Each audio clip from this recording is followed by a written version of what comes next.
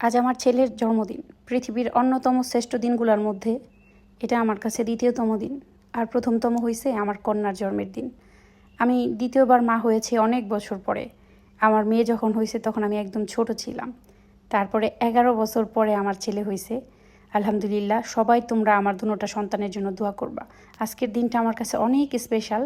তাই আমি আমার আব্বা আম্মার জন্য খাবার রান্না করে নিয়ে আব্বা আম্মার সাথে দেখা করতে যাব আমার ছেলেকে নিয়ে। মেয়ে সকালে স্কুলে চলে গেছে। তারপরে আমি অনেকক্ষণ সময় ছাদে কাটায় আসছি। দেন আমার বাচ্চা ওঠার পরে ওরে খাবার দাবার খাওয়ায় আমি রান্না বসাই দিছি। আমরাও নাস্তা করেছি, চা খেয়েছি, নাস্তা করেছি সবাই মিলে। দেন আমি রান্না করেছি অনেক সুন্দর করে পাঙ্গাস মাছ কষা, আর আমার শাশুড়ি রান্না করেছে পটল দিয়ে ডিম কষা, ভেন্ডি ভাজি আর পাতলা ডাল। তো আজকে আমার বড় বোন বাসায় না, এর জন্য আমি ভাবছি, আমার মা অসুস্থ, তোমরা তো সবাই জানো আমার মার প্যারালাইজড। সে 4 বছর ধরে কোনো কিছু নিজে করতে পারে না। তাই আজকে আমার ছেলের জন্মদিন উপলক্ষে ভাবলাম আব্বা আমার জন্য খাবার নিয়ে তাদের সাথে ছেলেকে নিয়ে দেখা করে আসি।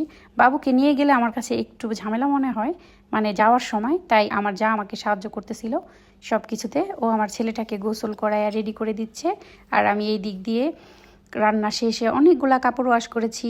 দেন আইসা খাবার প্যাক করতেছি। আমি নিয়েছি ডিম ভুনা, তারপর পাঙ্গাস মাছ, আর এই যে সাদা ভাত, ভেন্ডি আর পাতলা ডাল। সব কিছু প্যাকেট করা শেষে বোরখা পরেছি। দেন আমার যায় সব কিছু আমাকে নিচে নামাই দিবে এখন। আব্বা আমার সাথে আজকে দেখা করার একটাই কারণ, মা এভরিডে ফোন দিয়ে বলবো তোমার ছেলেটাকে নিয়ে আইসো। আমি আসলে এখন আর অত যাইতে পারি না, ব্যস্ত হয়ে গেছি। মেয়েটার পড়ালেখার অনেক চাপ, আর মেয়েকে রেখে কোথাও গেলে মেয়ে খুব মন খারাপ করে। তো আজকে ওই স্কুলে যাওয়ার পরে ভাবলাম আজকে আনাজের জন্মদিন, মায়ের সাথে একটু দেখা করে আসি, কারণ এই দিনটা তো আমার কাছে অনেক স্পেশাল। আমি আনাজকে আল্লাহর কাছ থেকে অনেক চেয়ে এনেছি, কারণ একটা কন্যা সন্তানের পরে এত বছর পরে আমার বেবি হয়েছে। তখন আমি আল্লাহর কাছে চেয়েছি যে আল্লাহ, আমাকে তুমি খুশি হয়ে কন্যা সন্তান দিয়েছো, এখন আমাকে একটা ছেলে সন্তান দিও। আর আমরা যতই বলি মেয়ে আমাদের কাছে অনেক স্পেশাল, হ্যাঁ মেয়ে আমাদের কাছে স্পেশাল, আমি নিজেও একটা মেয়ে, কিন্তু প্রত্যেকটা মানুষের মনের একটা ইচ্ছা থাকে না, তার একটা ছেলে বাচ্চা হোক। আমরা যতই বলি বলার সময় যে মেয়ে আর ছেলে সবই সমান, আসলে কখনোই না। ছেলে থাকা ভালো, ছেলে থাকলে বাড়িতে থাকে, ছেলে একটা না দুইটা থাকাই ভালো, কারণ ছেলে সন্তানরা আসলে বাড়িতে থাকে। দিন শেষে মেয়ে সন্তানরা কখনোই বাড়িতে থাকে না। এই যে আমার আব্বুর বাসা, আব্বুর 3-3টা মেয়ে, অথচ বাড়িটা সম্পূর্ণ খালি, এত ভরা একটা বাড়ি ছিল।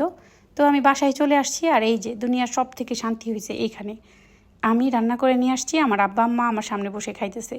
এর থেকে সুখ আর পৃথিবীতে আর কিছু নাই। আলহামদুলিল্লাহ, আমার কাছে আজকের দিনটা যেমন স্পেশাল, তার থেকে বেশি স্পেশাল যে আমি রান্না করে আনছি, আমার আব্বা আম্মা আমার সামনে বসে খাচ্ছে। আমার শাশুড়ি মাঝে মধ্যেই আমার আব্বা আম্মাকে কিছু রান্না করে পাঠায়, আর আব্বাকে তো স্পেশালি ইনভাইট করেও খাওয়ায়। আমার শাশুড়ির এই গুণের প্রতিদান আমি কোনোদিনও দিতে পারবো না, তার কাছে আমি চিরকৃতজ্ঞ। তো আব্বা একটু রিকোয়েস্ট করতেছিল, না একটু মাছ খাও, তুমি না পাঙ্গাস মাছ খাও। তারপরে আনাজ নিবে না, সে মাতবুড়ি করে হাত দেয় নিবে। নানু মনে হয় এইরকমই হয়, মানে নিজের খাওয়ার রাইখা ওরে একটু মুখে দিতে চাইতেছে অনেকবার, কিন্তু ও নিবে না। তারপরে খাওয়া দাওয়া শেষে আব্বা আনাজকে অনেকগুলো চুমু দিল, তারপরে আনাজকে টাকা দিয়েছে। আজকে আনাজের বার্থডে, যদিও আনাজ এখনও টাকা কিছু বুঝে না, এটা তো আমি নিয়ে যাব। আমার ছেলেকে আমার আব্বা এত ভালোবাসে, কারণ আমার আব্বা প্রায় 38 বছর প্লাস বিদেশ থেকে আসছে।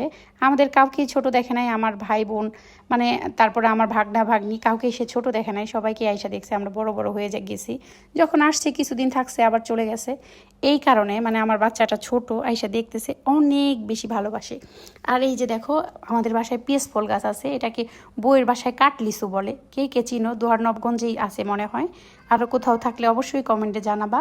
ভালো থাকো তোমরা সবাই। আজকের দিনটার জন্য আল্লাহর কাছে হাজার শুকরিয়া। সবাই আমার ছেলের জন্য স্পেশালি দোয়া করবা আর মাশাল্লাহ বলবা।